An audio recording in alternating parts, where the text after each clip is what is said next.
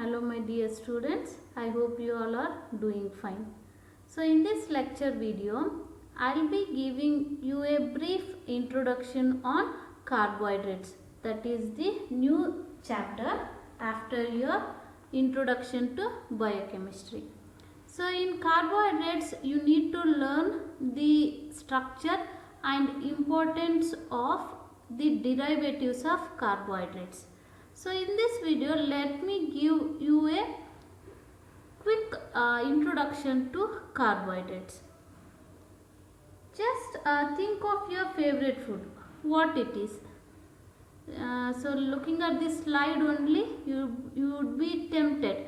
So many of you would say fruits, some of you might say I can see the potato, so it is the French fries ma'am. Some of you might say pasta, some of you might say pizza, cookies. So food is a source of large molecules that are needed for life. So these molecules which are required for life and which are the building components of life, which are produced by cells and living organisms, are called as biomolecules. So there are about 4 major biomolecules that make up all of the life, and these are our carbohydrates, lipids, proteins and nucleic acids. So we will be starting with carbohydrates and eventually you will be learning about lipids, proteins and nucleic acid in your upcoming classes. So if you look at a packaged food, there will be a nutritional label in which you will be able to know the amount of carbohydrates that will be present in servings. Like for example, they might say 28 gram of carbohydrates per 100 gram of serving. So these are the carbohydrates which are edible, that is we can consume it. Not all carbohydrates are edible, some will be non-edible, but still they play a very important role in our life.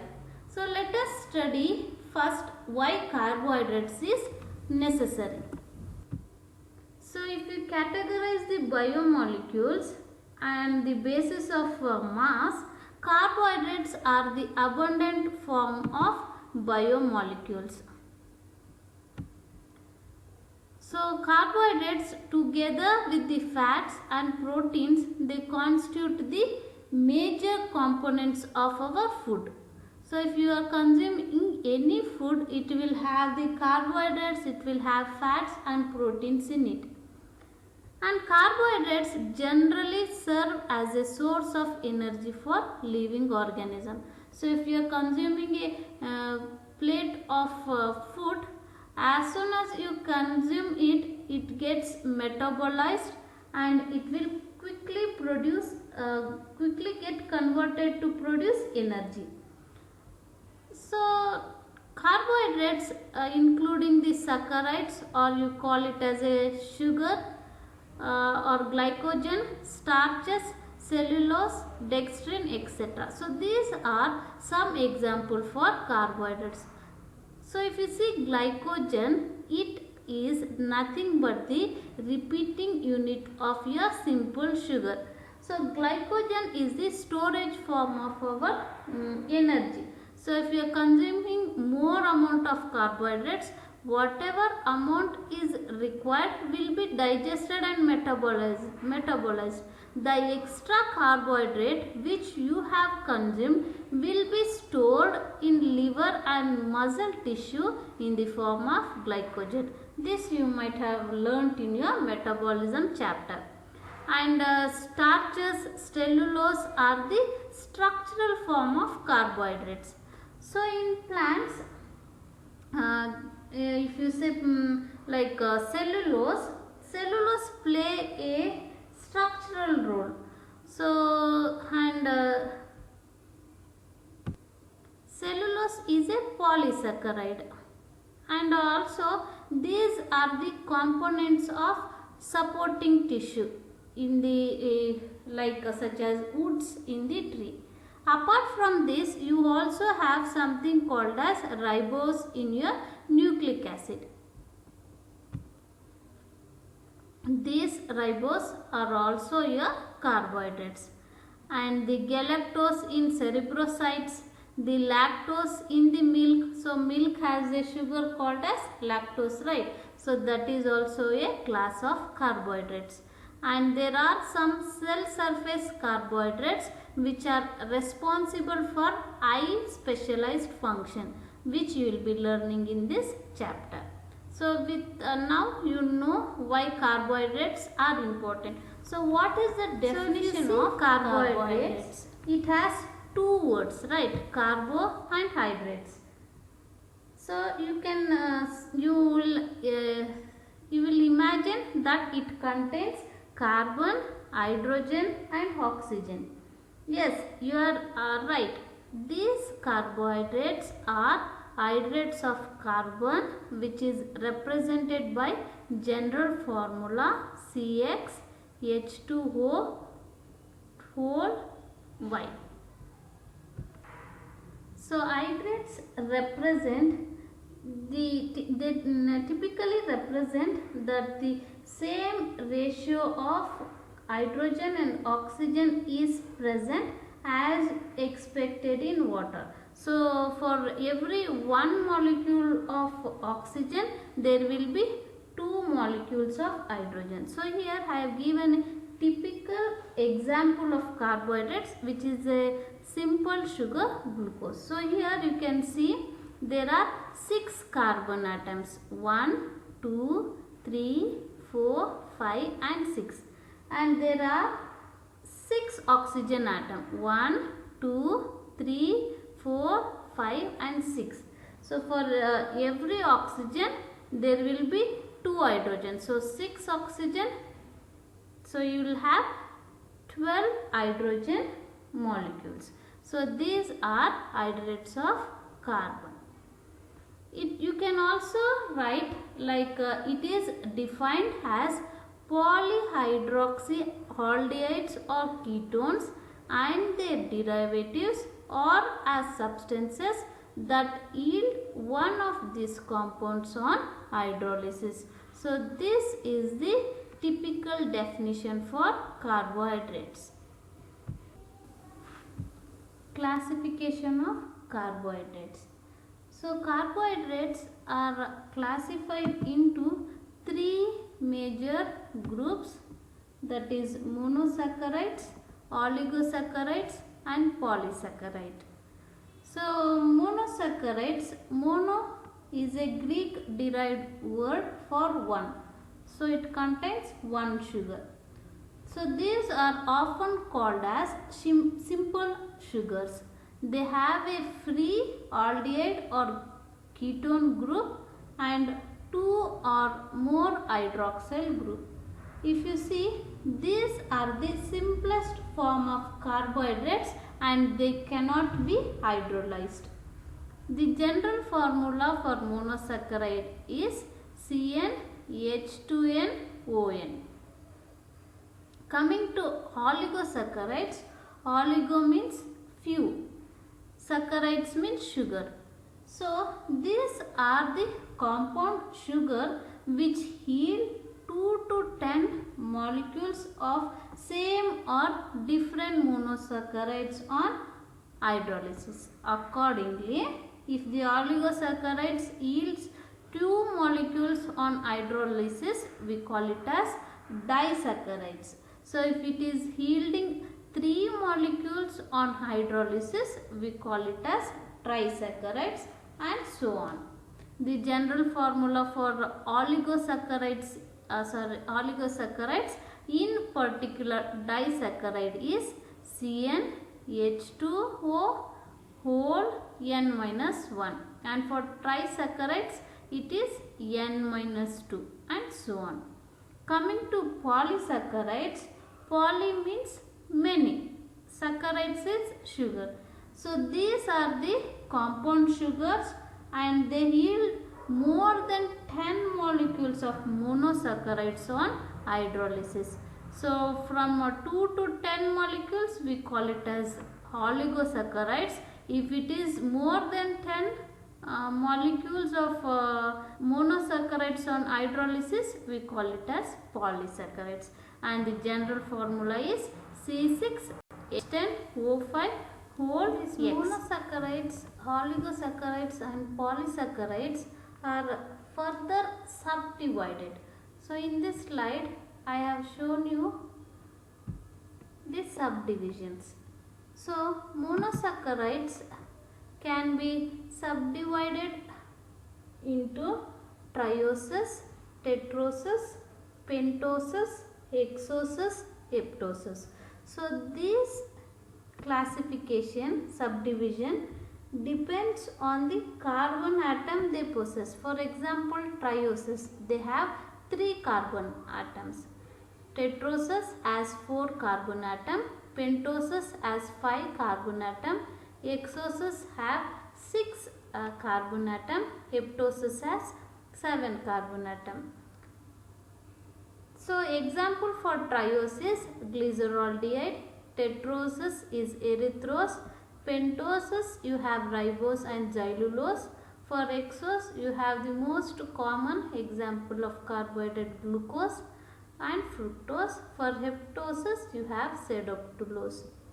Coming to oligosaccharides, it is classified into disaccharides, trisaccharides, tetrasaccharides and pentasaccharides depending upon the number of monosaccharides they contain. For example, disaccharides, the important example is sucrose and maltose.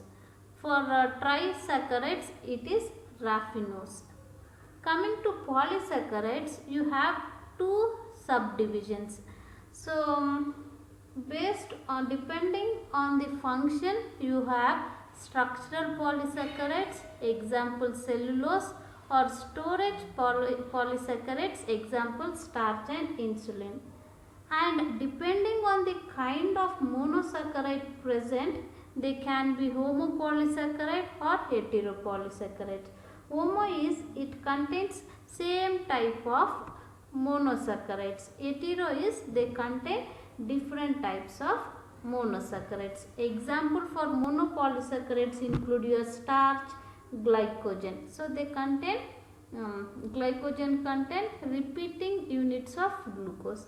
Coming to heteropolysaccharides, the example is hyaluronan. So with this, let's start with monosaccharides. So monosaccharides, as I said, mono is a Greek derived word for one. So these monosaccharides contain 3 to 6 carbon atom chain which has an aldehyde or a free ketone group. So these are simple sugars which are crystalline in nature. They are highly soluble in water due to their polar hydroxyl groups. So this implies that the sugars have low solubility in non-polar solvents. So almost all monosaccharides have a sweet taste. So if monosaccharides has a free aldehyde group, we call it as aldose. If it has a free ketonic group, we call it as a ketose sugar. So all monosaccharides, whether it is a aldose or ketose, are reducing in nature. That is, they reduce Felling's, Tollin's and Benedict's reagents. So these are some properties of monosaccharides. So if you see the structure of monosaccharides, I have given some examples. So here you can see it has a free aldehyde group and here it has a free ketonic group. So for triose, I said you in the earlier slide. So triose means it contains 3 carbon atoms, 1, 2, 3. So example for triose is glyceraldehyde. Example for tetrose is erythrose, which contains 4 carbon atoms. So these all are aldose sugar, that is they contain free aldehyde group. Example for pentose is ribose. Example for ketose is here I have given a fructose which has 6 carbon atom, 1, 2, 3, 4, 5 and 6. So it is a ketose sugar because it has a free ketone group. Example for a hexose sugar, but if a free aldehyde group, that it is a aldose sugar, is D-glucose. Pay attention. So ketone, free ketone group is a ketose sugar and 6 carbon atom example is fructose. Free aldehyde group 6 carbon atom example is glucose. So in glucose also we have 6 carbon atom, in fructose also we have 6 carbon atom, but the difference is the aldehyde group and the ketone group. So here I have given some example of aldoses. For 3 carbon atom you have glyceraldehyde, for 4 carbon atom you have erythrose, for 5 carbon atom you have ribose, arabinose, xylose. For 6 carbon atom you have halose, maltose, D-glucose, galactose, mannose. So these all are aldose sugar, that is they contain free aldehyde group and they have 6 carbon atom. So of this, glucose is the most common and important aldose sugar. Coming to example of ketoses, for 3 carbon atom you have dihydroxyacetone, for 4 carbon atom you have erythrulose, for 5 carbon it is D-ribulose, for 6 carbon the most important one is fructose. So the structure can be written as a open chain or closed chain.